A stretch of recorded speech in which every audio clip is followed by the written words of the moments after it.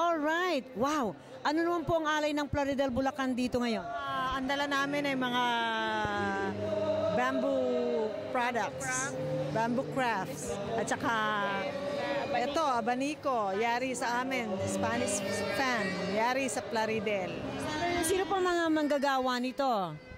Mga taga Plaridel mismo, yes. Usually mga farm workers gumagawa niyan. Pagka tapos sa bukid, ito, gagawin nila yan. Ano po ang mga pinakapopular na items para sa inyo?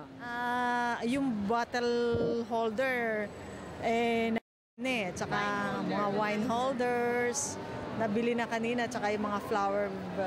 Gusto naman kababayan. Aba, dapat yung mga taga Plaridel, ubusin po nyo lahat ito. Papakyawin natin lahat ito. May ashtray. You see this? Ashtray. There are pen holders. And these are beautiful, organizers.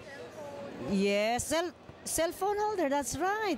Ito naman pong alahas. Yari po ba ito sa Bulacan?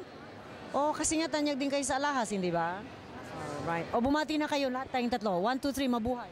Mabuhay! Mabuhay ang Plaridel! Sa mga kababayan namin. I'm the mayor of Plaridel. You were there. Yeah. Oo. Oo. Kumusta po yung mga taga Plaridel? Pumasyal naman sa inyo? Well, ngayon nga, uwi na ako bukas dahil alam mo na, bumagyo Kung kayo uwi, may bagyo nga Dapat dito kayo. Kasi yung nangangailangan sa Yes, yun. Kaya kailangan bumalik.